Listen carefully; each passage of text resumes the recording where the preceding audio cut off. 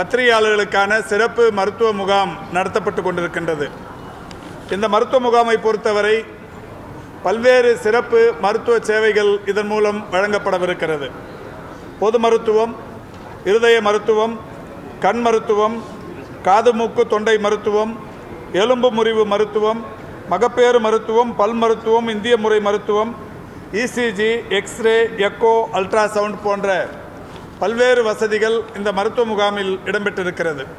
மாண்புமிகு தமிழ்நாட்டின் முதலமைச்சர் அவர்களுடைய வழிகாட்டுதலோடு செய்தி மக்கள் தொடர்புத்துறை தொடர்ந்து இதுபோன்ற பணிகளை கடந்த பல ஆண்டுகளாக செய்து வருகிறது. அந்த வகையில் பல்வேறு துறைகள் ஒருங்கிணைந்து இந்த பணியினை செய்து கொண்டிருக்கின்றது. 2021-22 ஆண்டு மக்கள் நல்வாழ்வுத்துறையில் நிதிநிலை அறிக்கையில் ஒரு சிறப்பு அறிவிப்பினை மாண்புமிகு தமிழ்நாட்டின் முதலமைச்சர் அவர்கள் அறிவிக்க செய்தார்கள். அந்த வகையில் அங்கீகரிக்கப்பட்ட பத்திரிகையாளர்களின் குடும்பங்கள் வருமான உச்சவரம்பு என்பது கடந்த காலங்களில் 70,000 ரூபாய் என்றிருந்தது. மாண்புமிகு முதல்வர் அவர்கள் உச்சவரம்பு இல்லாமல் பத்திரிகையாளர்களுக்கு, அங்கீகரிக்கப்பட்ட பத்திரிகையாளர்களுக்கு அந்த விரிவான மருத்துவ காப்பீட்டு திட்டத்தின் கீழ் பயனாளிகளாக சேர்த்துக் கொள்ளப்பட வேண்டும் என்கின்ற வகையில் மாண்புமிகு முதல்வர் அவர்களுடைய அறிவுறுத்தலை ஏற்று நிதிநிலை அறிக்கையில் அறிவித்ததற்கு ஏற்ப 1414 அங்கீகரிக்கப்பட்ட பத்திரிகையாளர்கள் இப்போது அதில் அங்கத்தினர்களாக இருந்து கொண்டிருக்கின்றார்கள். இந்தியாவிலேயே ஒரு மாவட்டத்தில் 1414 பேர் இன்றைக்கு இதன் மூலம் பயன்பெறுவது என்பது தமிழ்நாட்டில் மட்டும்தான்.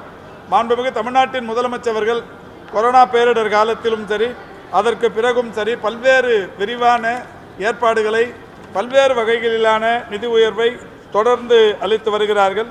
பத்திரிகையாளர்களின் ஓய்வூதியம் என்பது 10,000 12,000, பத்திரிகையாளர்களின் அந்த பொது நிவாரண நிதியிலிருந்து வழங்கப்படுகிற உதவித்தொகை என்பது 3 லட்சத்திலிருந்து 10 லட்சம், இப்படி பல்வேறு வசதிகளை மாண்புமிகு தமிழ்நாட்டின் முதலமைச்சர் அவர்கள் கூடுதலாக தொடர்ந்து செய்து வருகிறார்கள்.